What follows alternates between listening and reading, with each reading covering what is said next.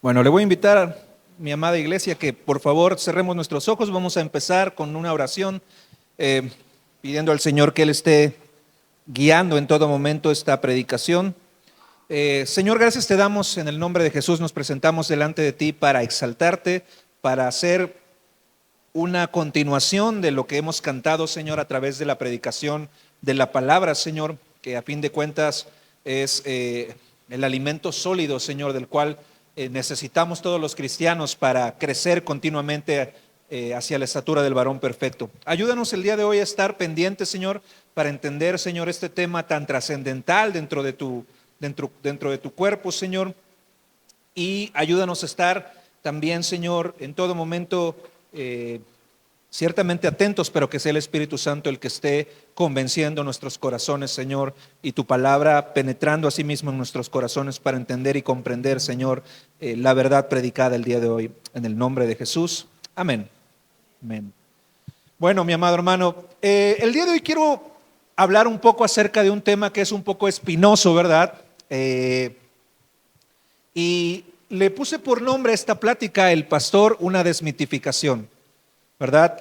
Un mito es como una expresión, digamos, cultural, una expresión literaria, una expresión que se hace, ¿verdad?, con el paso del tiempo para exaltar una figura. Una figura mítica es aquella figura, ¿verdad?, que a lo largo del tiempo ha tomado como una expresión, quizá no llega a ser, digamos, tan divina, pero está comprendida como entre más arriba de los hombres y un poquito más abajo de Dios, ¿verdad? Normalmente de eso se tratan los mitos. El mito puede explicar la creación del mundo, el mito puede explicar por qué una persona llegó a ser quien es, etcétera, etcétera, etcétera. Pero lo que quiero llevar a cabo el día de hoy es una desmitificación de esta figura conocida como el pastor. Porque la figura del pastor es quizá la más malentendida dentro del cristianismo. Ya sea que se le atribuyan características que rozan en el ámbito de un superhumano, ¿verdad?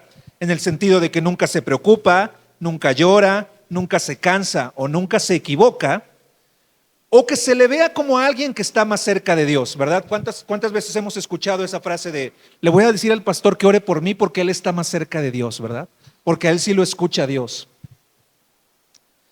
O cuyas oraciones son más eficaces, o que tiene una mayor porción del Espíritu Santo, ¿verdad? Nos hemos acostumbrado mucho a escuchar la palabra ungido, ¿verdad?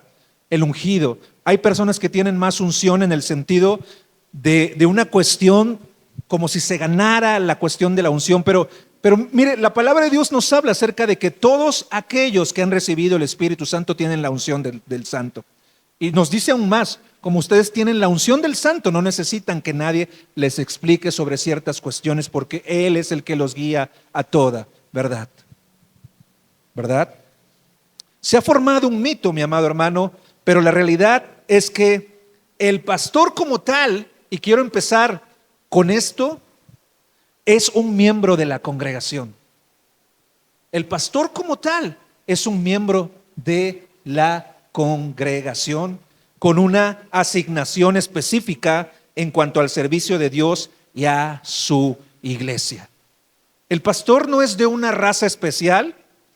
El pastor no llegó desde Marte, ¿verdad?, con una función específica. No, el pastor es un hombre común y corriente que forma parte de la congregación. Y yo quiero y necesito que usted ponga mucha atención en por qué quiero remarcar que el pastor es un miembro de la congregación, porque dentro de la congregación hay ciertos estándares y ciertas formas de trabajar que no nada más le aplican, no nada más aplican de aquí para allá, sino que también deben aplicar de allá para acá. ¿Me explico? Y estoy hablando específicamente de disciplina, y ahorita vamos a abordar esta cuestión. Pero el pastor como tal es un miembro de la congregación con una asignación específica en cuanto al servicio a Dios y a su iglesia. Pero aquí hay otra cosa, el pastor está lejos de ser intocable o infalible.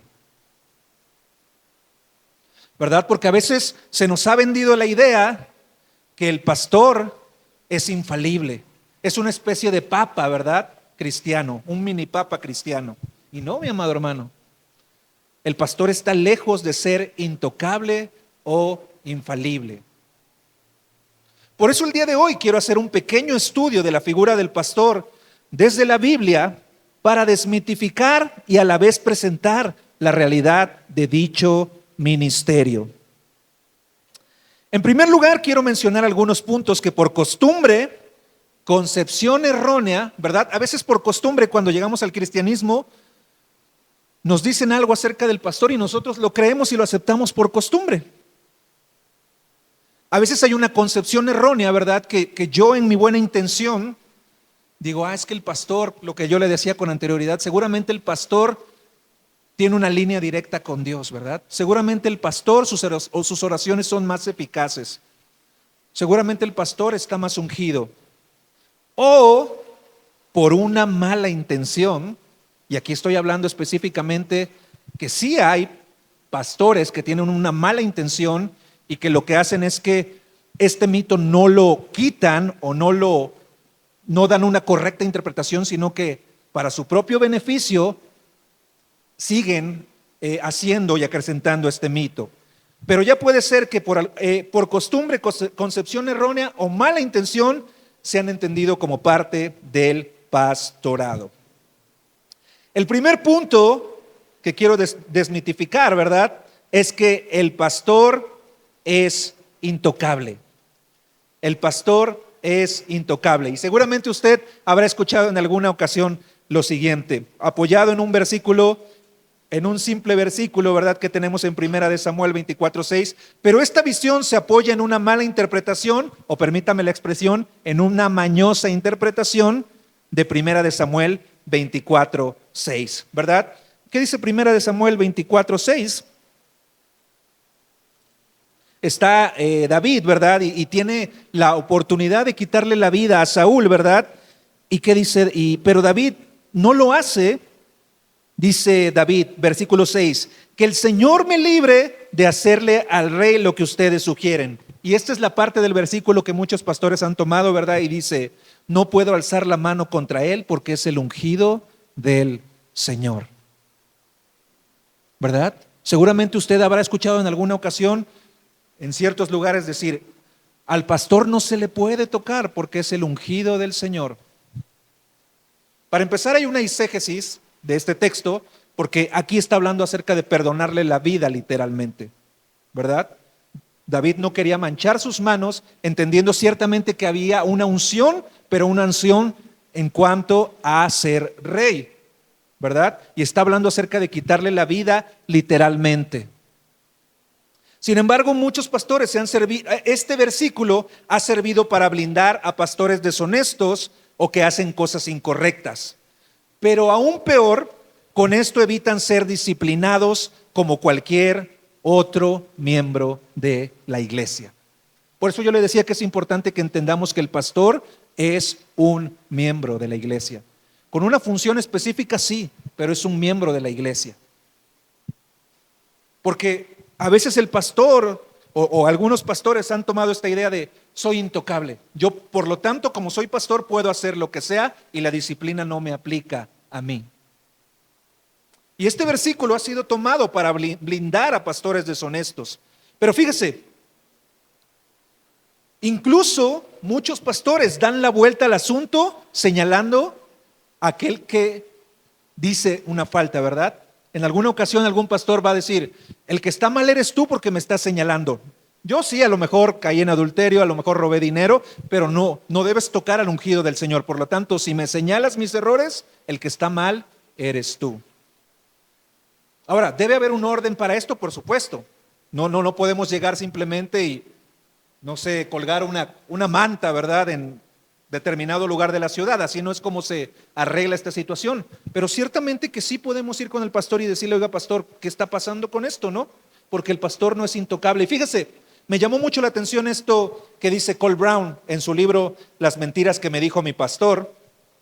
Un nombre muy sugerente aparte para el libro, ¿verdad? Pero que está bien interesante.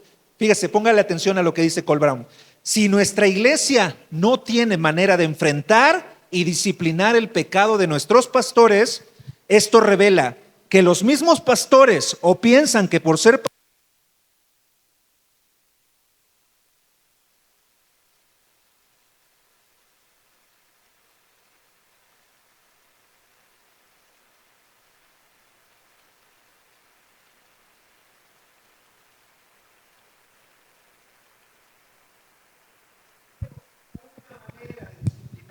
pecado de nuestros pastores, gracias, esto revela que los mismos pastores o piensan que por ser pastores tienen el derecho de disfrutar de su pecado todo lo que quieran, o que son los únicos pastores en toda la historia de la humanidad que no pecan. Y tanto una cosa como la otra es muy peligrosa, porque si el pastor piensa que puede pecar libremente, está frito. Pero también si el pastor piensa que lo que está haciendo no es pecado por ser pastor, está igualmente frito. ¿Me explico? No podemos decir que practicamos la disciplina bíblica si no aplicamos la disciplina de la misma manera y en la misma medida a cada persona que forma parte de la iglesia, incluyendo a los pastores, a sus familias y a las personas que más contribuyen al ministerio. Porque esa es otra cosa. A veces como pastores se comete el error de disciplinar a aquel que no aporta, y aquel que aporta dinero, no, ese sí puede hacer lo que sea, ¿verdad? Y esa es una mala manera de ejercer el pastorado, mi amado hermano.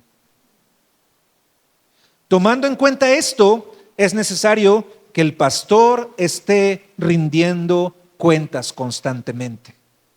Es decir, el pastor no puede ser un llanero solitario que diga, esta es mi congregación y nadie más se va a meter.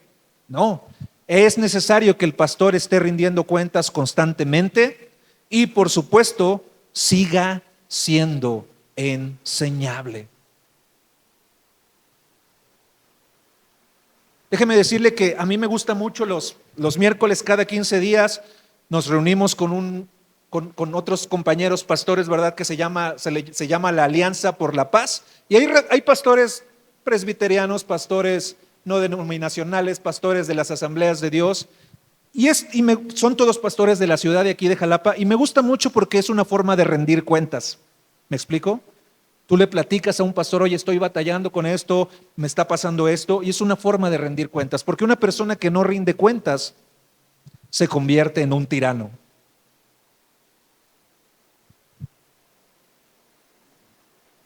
Por eso es necesario que el pastor esté rindiendo cuentas constantemente y, por supuesto, siga siendo enseñable. Una persona, ya no digamos un pastor, una persona en general que no es enseñable, ¿a poco no es desesperante? Una persona que cree que siempre tiene la razón. Cuanto más un pastor tiene que ser enseñable. Porque un pastor que cree que lo sabe todo, va a terminar por contradecir a la Escritura. 2. Recuerde que estamos viendo mitos, ¿verdad? Del pastor. El pastor tiene autoridad sobre cada área de las vidas de las personas. Falso, mi amado hermano. Cuando el pastor controla la vida de las personas, eso ha dejado de ser una iglesia sana para convertirse en una tipo secta.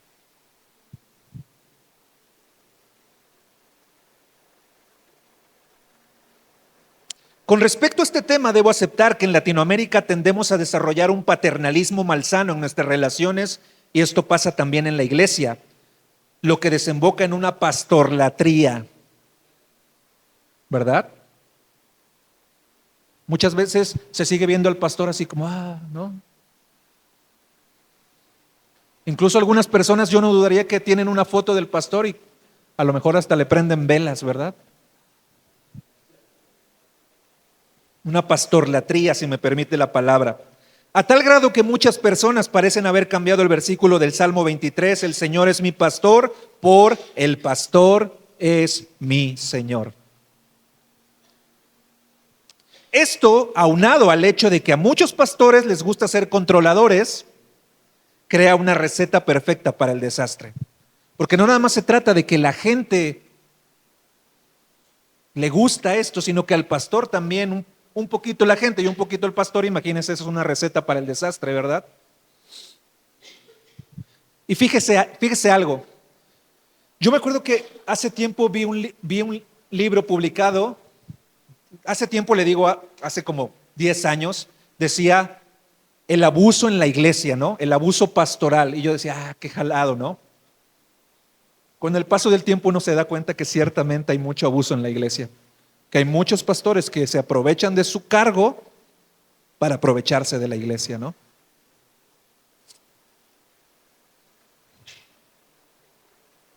Y es obligación de nosotros que estamos en el púlpito señalar que eso es incorrecto y no fuimos puestos para eso, mi amado hermano.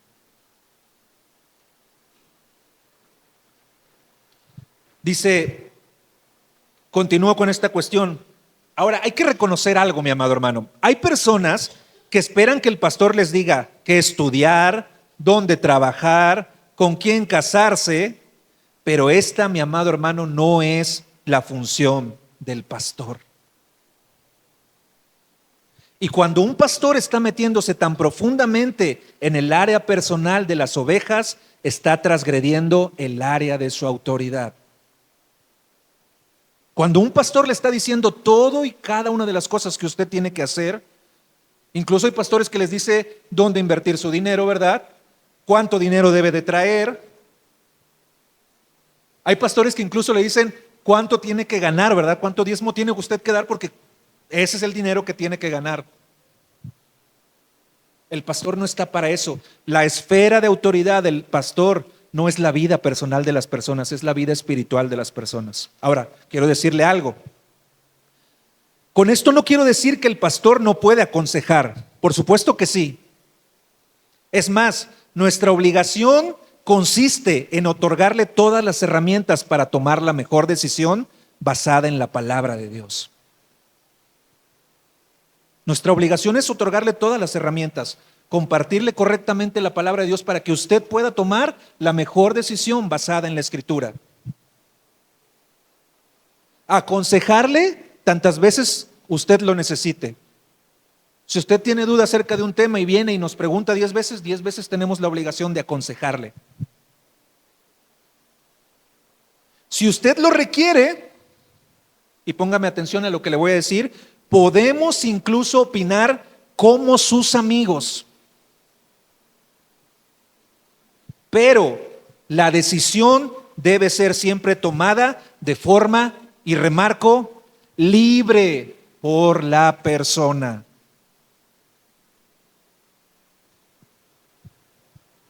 La decisión debe ser tomada siempre de forma libre por la persona. Hay un problema cuando usted se siente obligado a hacer algo, porque si no el pastor se va a enojar. Obviamente, por favor, ¿no? Como pastores, obviamente nosotros deseamos que usted no ande haciendo cosas que no debe, ¿verdad? No me refiero al hecho de que, ay, es que mi pastor se va a enojar si ando robando. Pues por supuesto que sí, ¿verdad? A lo que me refiero es que cuando usted, por ejemplo, no hace lo que el pastor quiere que usted haga, que el pastor le dice, usted tiene que traer 2,000 pesos todos los domingos, o te tienes que casar con tal persona, o tienes que estudiar tal carrera porque me vas a servir ahorita, después de que estés estudiando, te vas a quedar aquí y me va a servir lo que estás estudiando. ¿Me explico? A ese tipo de decisiones, no. La decisión debe ser siempre tomada de forma libre por la persona. ¿Sí queda claro este punto, mi amado hermano? Tercer punto. El pastorado no se da por herencia.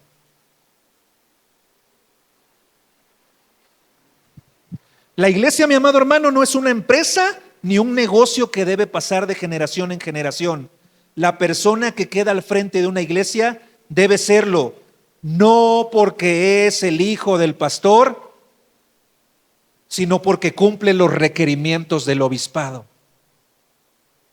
¿Se acuerda usted? Debe ser irreprensible, marido de una sola mujer, no dado al vino, hospedador. La iglesia no se hereda, mi amado hermano. Se ha utilizado mucho una frase de, es que es la familia pastoral.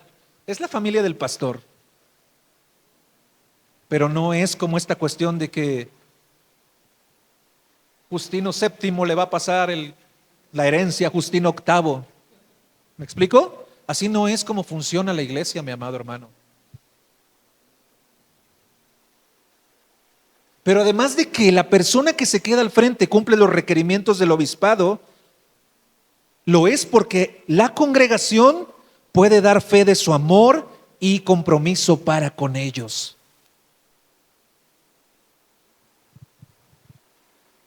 Desde la iglesia primitiva se daba de dos formas. ¿Se acuerda que Pablo dice, quien anhela obispado? Esto se le llama un llamado interior o el llamado interno. Pero el llamado externo se da cuando la iglesia confirma a esa persona, cuando la iglesia lo escucha, cuando la iglesia se somete voluntariamente a la persona. ¿Me explico? Esa es la confirmación. ¿Y por qué? Porque la iglesia puede dar fe, la congregación puede dar fe de su amor y compromiso para con ellos. No es una imposición.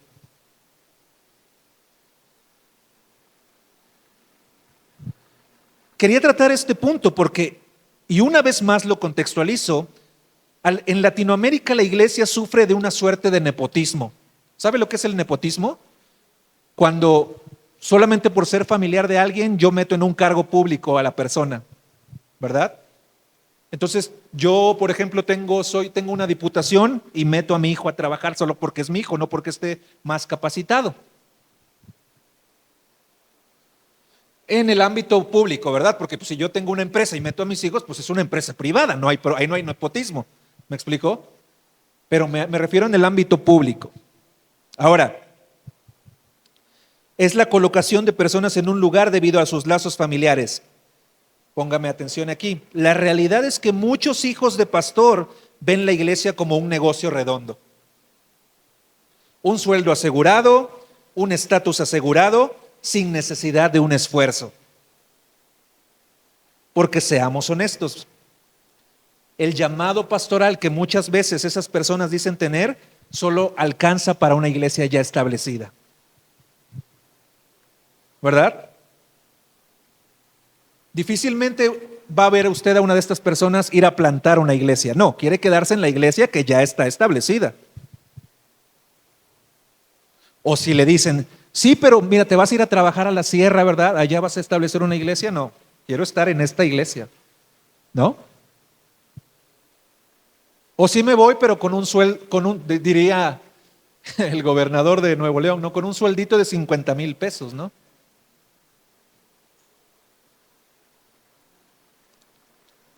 No para plantar una iglesia o trabajar en una pequeña. Fíjese que el director de mi seminario nos decía algo con respecto a las personas. Tuvimos un curso que se llamaba la administración de la iglesia y nos decía algo con respecto a las personas a considerar para trabajar en la iglesia. Y su frase era la siguiente: jamás contrates para trabajar en el área espiritual de la iglesia a alguien que no haya sido probado bajo autoridad fuera de esta.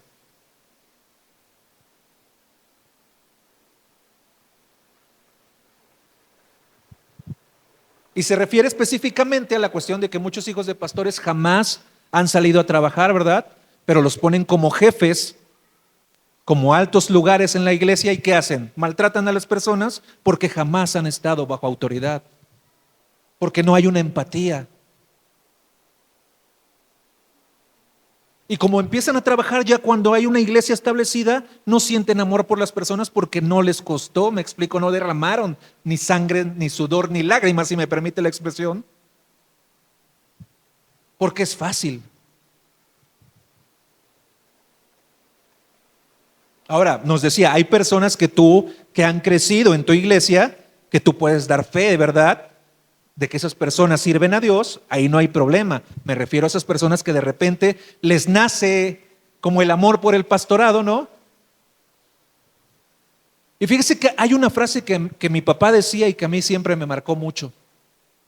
Decía, Dios no llama a flojos. Y me la explicaba de la siguiente forma: si Dios va a llamarte en el momento, cuando estés tú siendo ocupado, porque habla de una cuestión en la cual te va a decir, ven porque me sirve lo que estás haciendo.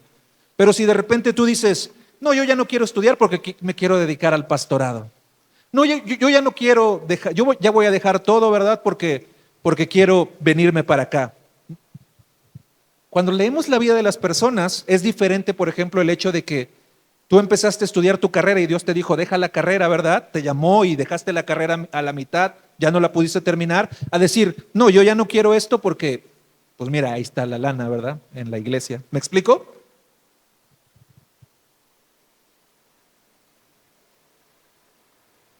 Ahora, No quiero decir que todos los hijos de pastores o que solo los hijos de pastores se rigen bajo este principio. Muchas personas desean el pastorado por las razones indebidas. Ahora déjeme, le abro mi corazón, mi amado hermano. Desde mi experiencia y con el corazón abierto, plantar una iglesia y empezar desde cero te cambia completamente la perspectiva.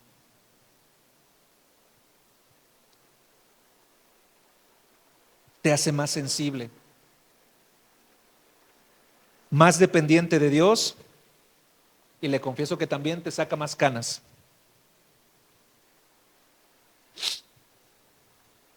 Pero a fin de cuentas lo que he aprendido es lo siguiente: la verdad del llamado y la confirmación del ministerio pastoral se prueba cuando el servicio del pastor y su compromiso con la iglesia está por encima de la búsqueda del beneficio económico.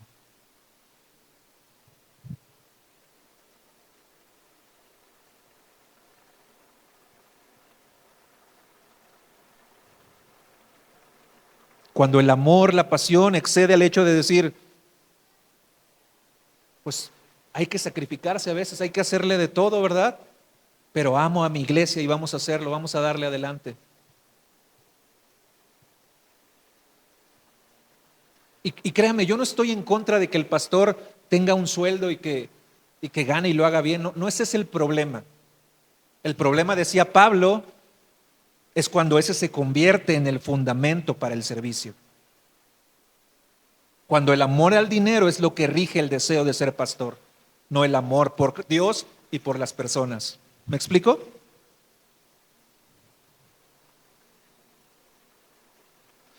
Ahora bien, ya definimos qué no es o hace un pastor. Pasemos a ver qué es lo que sí tiene la obligación de realizar.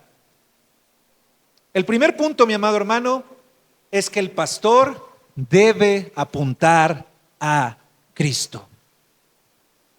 El pastor debe apuntar a Cristo. Vamos a decirlo alto y claro. Y lo que quiero que digamos alto y claro es lo siguiente: si yo como pastor estoy haciendo que la congregación se centre en mí, si soy la figura central de la iglesia, he fracasado. Así de sencillo, mi amado hermano. Si la gente viene por mí, si yo soy toda la figura central de la iglesia, entonces he fracasado. Porque la obligación del pastor es apuntar a Cristo. La actitud correcta del pastor debe ser la del amigo del novio, cuyo gozo está en unirlo con la novia. Alguien que entendió muy bien este concepto fue Juan el Bautista. Dice Juan capítulo 3, versículo 22 al 30.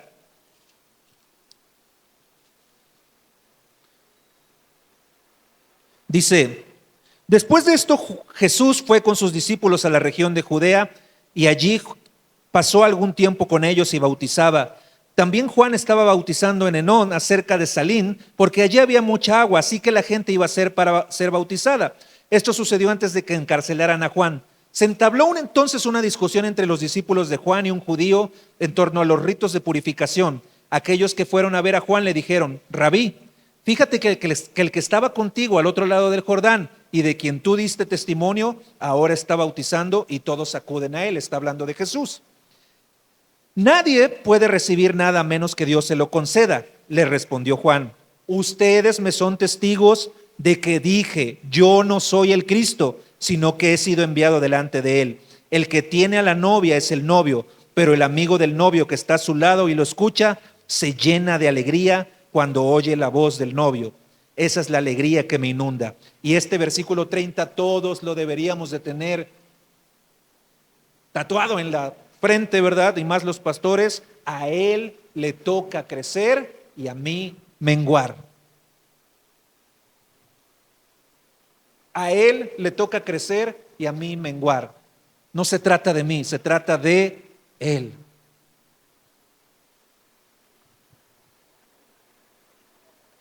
Yo no sé, pero a veces la iglesia se ha convertido como que en vez de pastores queremos ser rockstars, ¿verdad? Queremos que todos nos vean.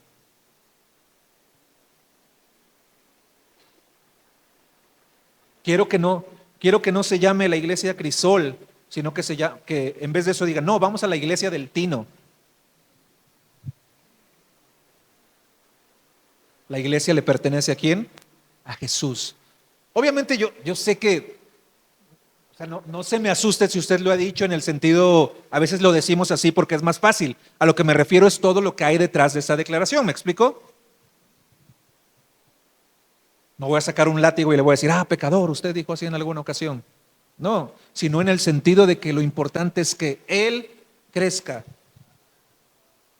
Mi amado hermano, debe ser el paradigma que guíe el trabajo pastoral. Yo quiero menguar para que crezcas tú, para que te vean a ti. Segundo punto que está llamado a hacer el pastor. El pastor debe modelar a Cristo. El pastor debe apuntar a Cristo primero, el pastor también debe modelar a Cristo. Se cuenta que Robert Murray M'Cheyne, considerado uno de los pastores más piadosos de su época, tenía una frase que orientaba cada día la forma de conducirse en su ministerio. Y la frase que Robert Murray tenía era la siguiente: la mayor necesidad de mi gente es mi santidad personal. La mayor necesidad de mi gente es mi santidad personal. La mayor necesidad que usted tiene no es teología, no es todo el tiempo doctrina. La mayor necesidad es que los pastores que estemos aquí modelemos a Cristo. Y mi amado, cuán sabios seríamos y cuánto bien haríamos en este mundo si como hombres viviéramos bajo este lema, no solo como ministros de Dios, sino como esposos, padres de familia, jefes, empleados y en general en cada una de las áreas de nuestra vida. ¿Se imagina que viviéramos bajo este lema? La mayor necesidad de mis hijos es mi santidad personal. La mayor necesidad de mis empleados es mi santidad personal.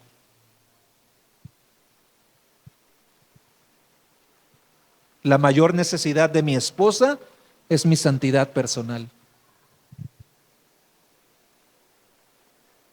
Pero hablando específicamente del ministerio pastoral, esto no es opcional. A Timoteo se le pide, ¿se acuerda? Que nadie te menosprecie por ser joven. Al contrario, que los creyentes vean en ti un ejemplo a seguir en la manera de hablar, en la conducta, en amor, fe y pureza. Primera de Timoteo 4:12. Nadie tenga en poco tu juventud, sino ese ejemplo en fe, en conducta, pureza, amor, palabra. Y el apóstol Pablo dice en Primera de Corintios 11:1, no me detengo mucho a buscarlo para que nos dé bien tiempo, pero le paso las citas. Y ustedes deberían imitarme a mí como yo imito a Cristo.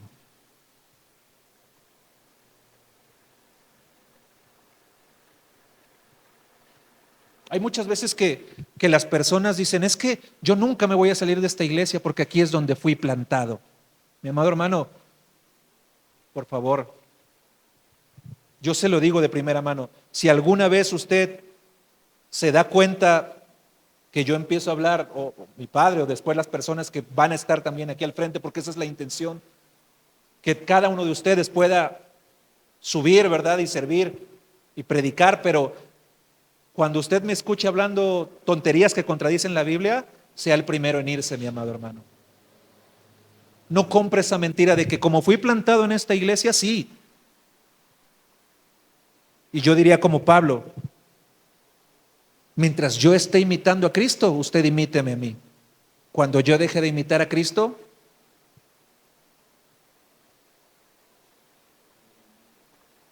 voy en contra de la salvación de su alma. Y todos los pastores deberíamos de ser tan honestos para decir esto, porque pone una obligación sobre nosotros. Imítenme a mí porque yo imito a Cristo. No porque me llamo así, no porque tengo tantos estudios,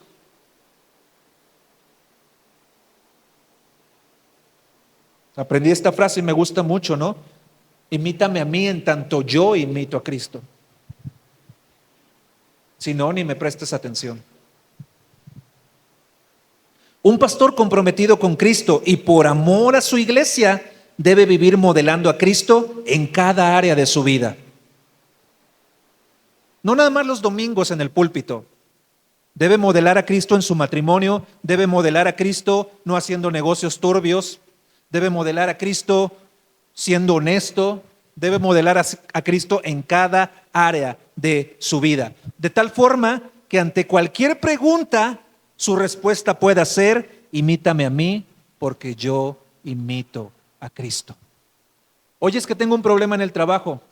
Lo que te puedo decir es: imítame a mí porque yo imito a Cristo. Y esto se relaciona con el primer enunciado que da Pablo con referencia a aquel que anhela obispado. ¿Se acuerda cuál es? Que sea ¿qué? Irreprensible.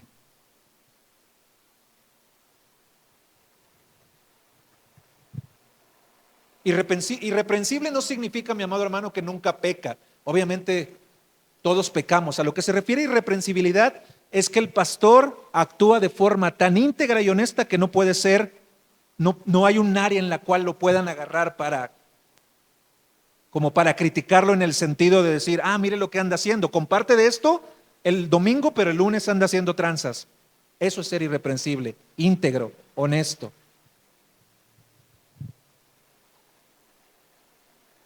Tres, el pastor debe compartir todo el consejo de Dios. Todo el consejo de Dios.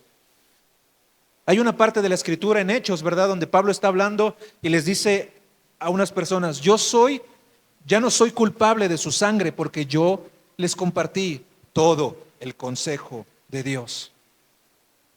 No me guardé nada, dice él. El pastor comprometido con su iglesia sabe la necesidad de compartir todo el consejo de Dios, pues sólo así puede ser de ayuda para su crecimiento. Y fíjese lo siguiente: es cierto que hay muchas cosas que no les gustará escuchar. Hay muchas cosas que no me gusta escuchar cuando comparte el pastor, ¿verdad? O cuando escucho una predicación. Hay muchas cosas que seguramente no le va a gustar escuchar. Pero es necesario decirlas, mi amado hermano. El pastor no puede decidir lo que habla limitado por el miedo a perder popularidad o que la gente se vaya. El pastor no puede decidir lo que habla limitado por el miedo a perder popularidad o que la gente se vaya. Esto no quiere decir que el pastor tiene que ser grosero o condenativo o decirle todo el tiempo: se va a ir usted al infierno. No me refiero a eso. Me refiero a hablar la verdad, todo el consejo de Dios.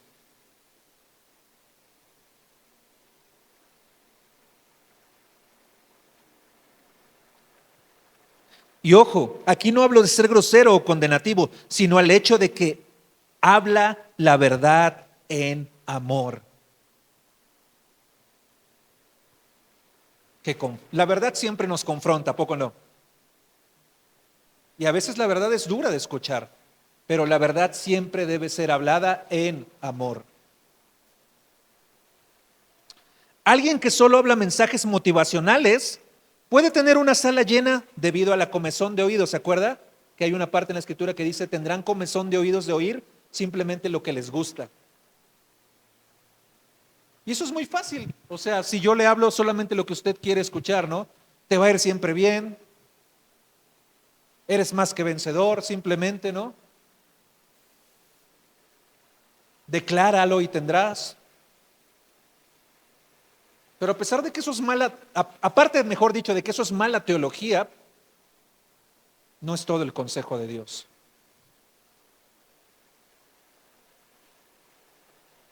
Y no podré decir: soy inocente de su sangre. Pero también quien solo habla de pecado o condenación sin mencionar la gracia, tampoco podrá decirlo. Si yo simplemente le estoy hablando todo el tiempo de pecado, pero no hablo de la gracia, tampoco podré decirlo. El pastor tiene la obligación de hablar todo el consejo de Dios, porque como bien dice Roy Sock, citando a 2 de Timoteo 3, 16 y 17, me gustó mucho esto. Fíjese lo que dice Roy Sock: la Biblia es útil para enseñar, nos muestra los caminos de Dios. Para reprender, llama nuestra atención en esos momentos cuando no somos capaces de tener en cuenta lo que las Escrituras nos han enseñado. Para corregir, nos restaura de nuevo a un camino de obediencia, y para instruir en justicia, continúa nutriéndonos en una vida recta. El propósito de estas 4 formas en las que la palabra de Dios obra es que el hombre de Dios sea perfecto, equipado para toda buena obra. Pero si yo no le hablo todo el consejo de Dios, usted no puede ser equipado ni puede crecer.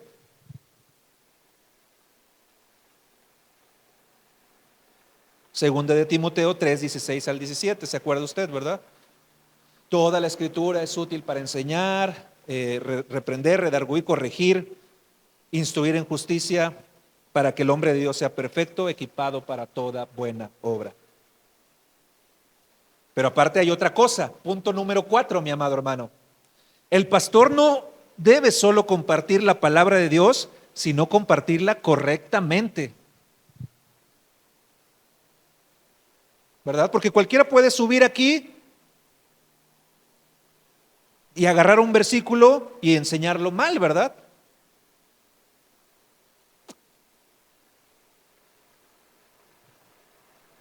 En el conocido pasaje de 2 de Timoteo 2:15, ¿se acuerda usted? Procura presentarte como obrero aprobado delante de Dios, que no tiene de qué avergonzarse, porque traza con rectitud la palabra de verdad. Pablo insta a Timoteo a esforzarse en presentarse como un obrero que traza con rectitud la palabra. Notemos que toda torcedura o mala presentación de la misma debería avergonzarnos. Y de hecho, deberíamos siempre tener temor de hablar cosas incorrectas desde el púlpito. Y es algo triste, pero en muchas iglesias los pastores han perdido el temor de hablar cosas incorrectas.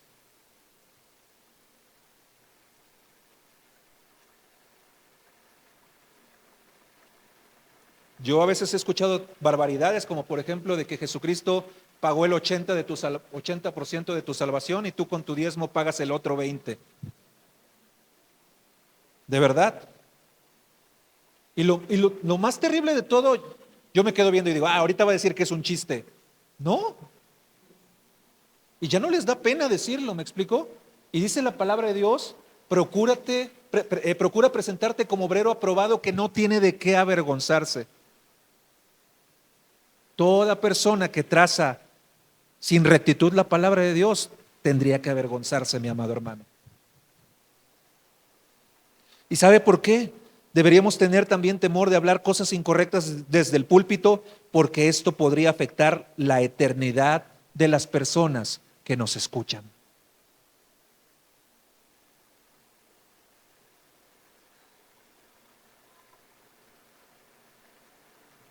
Fíjese que este miércoles fuimos con los pastores que le contaba yo, y platicando con un pastor me decía, de tu carrera de Derecho y de Teología que estás estudiando, ¿qué se te ha hecho más difícil?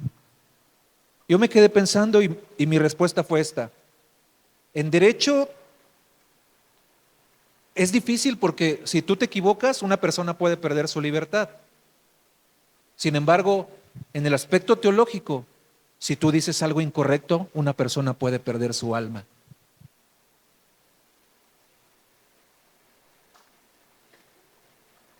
Y ahí fue donde entendí lo que John Knox decía, el reformador escocés decía, he estado en guerras y nada me ha hecho temblar, pero aún tiemblo cuando me subo al púlpito a compartir la palabra. ¿Y sabe por qué? Porque John Knox entendía que compartir incorrectamente la palabra puede acarrear la condenación de las personas.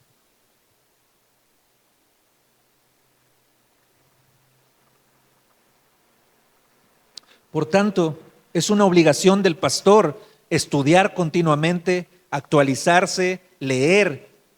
Y déjeme decirle algo, aunque estas cosas no garantizan el éxito del ministerio o la predicación, porque el que lo garantiza es el Espíritu Santo, sí es parte de la obligación y responsabilidad del pastor si realmente pretende trazar con rectitud la palabra de verdad.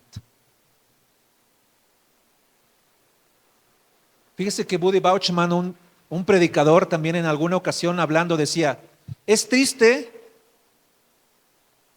pero en todos los oficios se requiere que las personas se vayan actualizando, se requiere que las personas sigan estudiando.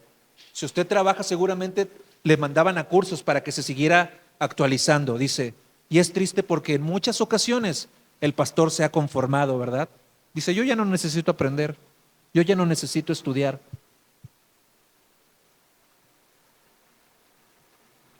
Y ha echado raíces ahí en iglesias y las iglesias no crecen porque su pastor no quiere ya saber nada, ya no quiere crecer. Y no solo eso, sino que empieza a trazar incorrectamente la palabra de verdad. Pero esto no es algo, ¿cómo le diré?, opcional. Es parte de la obligación y responsabilidad del pastor si realmente pretende trazar con rectitud la palabra de verdad. Y finalmente, número 5, amor por la gente. La característica principal es el amor por la gente. Y el amor en cada una de sus versiones, mi amado hermano. El amor por hablarle la verdad, el amor por servirle.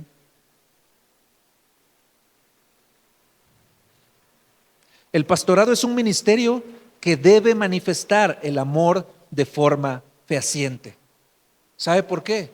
Porque la razón principal del pastorado son ustedes, mi amado hermano.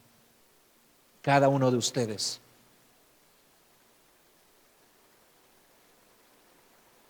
Nos equivocamos cuando creemos que el pastorado es para que el pastor sea exaltado. Cuando se instituye la función del pastorado en la Biblia, es como un ministerio de servicio que debe estar marcado por el amor. En realidad, ¿por qué podemos ser pastores? Debido a las ovejas. La razón principal del pastorado son ustedes, mi amado hermano. El trabajo del pastor tiene 2 grandes recompensas. La primera es, por supuesto, el poder oír las palabras de nuestro Dios diciendo, bien, buen siervo fiel. Pero esta meta no se limita al pastor, sino a la generalidad de los cristianos. Yo oro cada mañana para que cada uno de ustedes, mi amado hermano, tenga como meta escuchar las palabras del Señor. Bien, buen siervo fiel.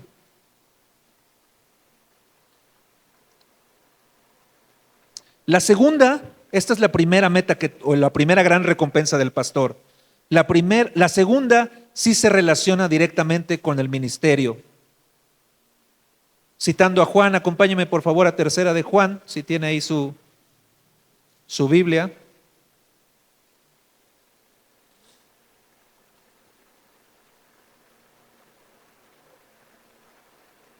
Si me la ponen en pantalla también, por favor.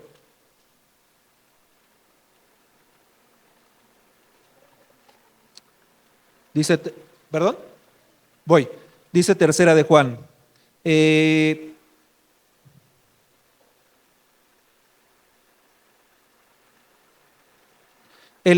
Solamente tiene un capítulo, pero dice a partir del versículo 1. El anciano, al querido hermano Gallo, a quien amo en verdad. Querido hermano, oro para que te vaya bien en todos sus asuntos y goces de buena salud, así como prosperas espiritualmente. Me alegré mucho cuando vinieron unos hermanos y dieron testimonio de tu fidelidad y de cómo estás poniendo en práctica la verdad. Fíjese, esta es la segunda gran recompensa del pastor. Versículo 4. Nada me produce más alegría que oír que mis hijos practican la verdad. Citando a Juan, nada produce una mayor alegría a un pastor que ver que las personas a su cargo andan en la verdad y que prosperan espiritualmente. Por eso oramos diariamente por usted, por eso estudiamos, mi amado hermano, para servirle correctamente, como bien dice Pablo en 2 Corintios 12:14. Y esto es muy importante. Me encanta lo que dice Pablo aquí, porque dice 2 Corintios 12:14, porque nuestro interés no está en lo que tienen, sino en quiénes son.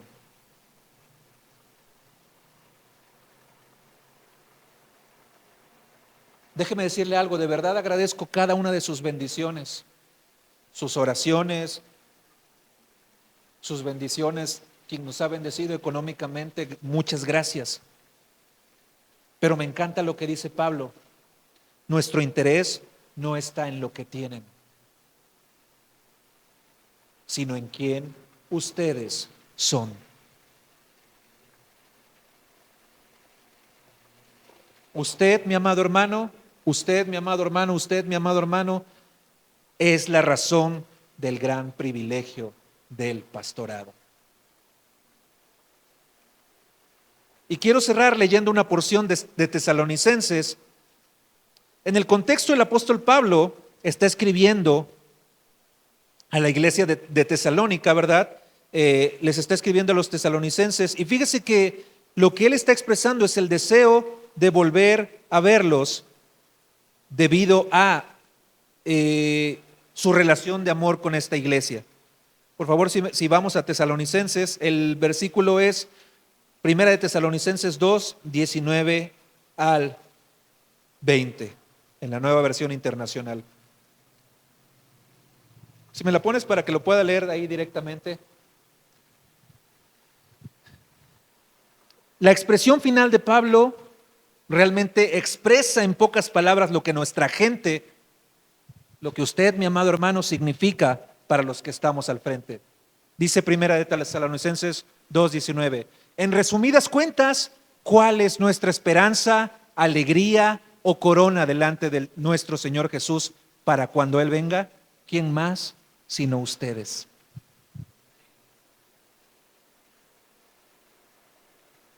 Ustedes son nuestra esperanza, nuestra alegría y nuestra corona, mi amado hermano.